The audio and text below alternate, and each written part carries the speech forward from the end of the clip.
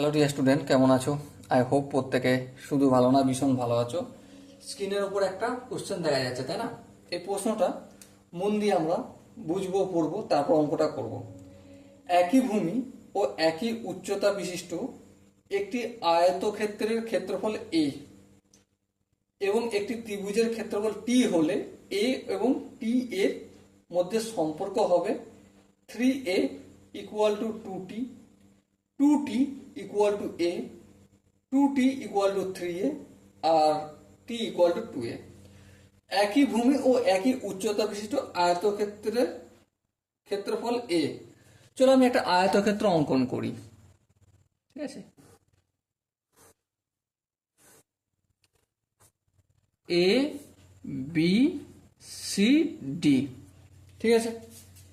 এবার দুজনের এই এ বি সি ডি এর area of A B C D সমান কত বলে দিয়েছে কোশ্চেনে, এ। বেশ, আবার দেখো সেম উচ্চতা বিশিষ্ট একটা ত্রিভুজ,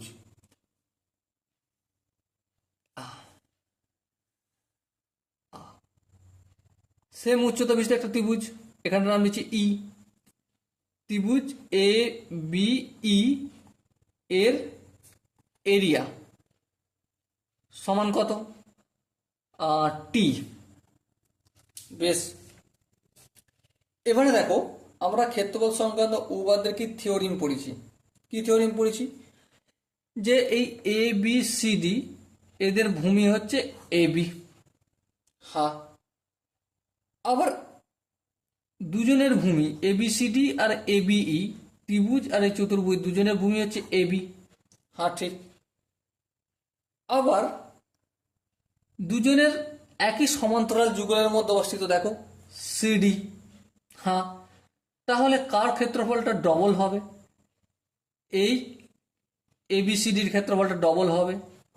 কার সঙ্গে ডবল হবে? এই ত্রিভুজের ক্ষেত্রফলের ডবল হবে। তাহলে দুজনের মধ্যে ইকুয়াল করতে গেলে কি করতে হবে? দ্রুত দুখানা ত্রিভুজের ক্ষেত্রফল ইকুয়াল টু একটা এই আয়তক্ষেত্রের ক্ষেত্রফল।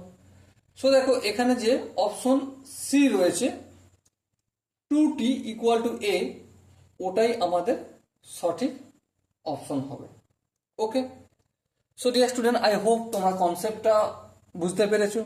তো যদি বুঝতে কোনো অসুবিধা থাকে অবশ্যই ক্ষেত্রফল সংক্রান্ত উপপাদ্যের যে প্রথম ভিডিও রয়েছে ওটা অবশ্যই দেখো। ওকে, সো দেখা হচ্ছে পরবর্তী সেশনে। ততক্ষণ পর্যন্ত ভালো থেকো, সুস্থ থাকো এবং জয় হিন্দ।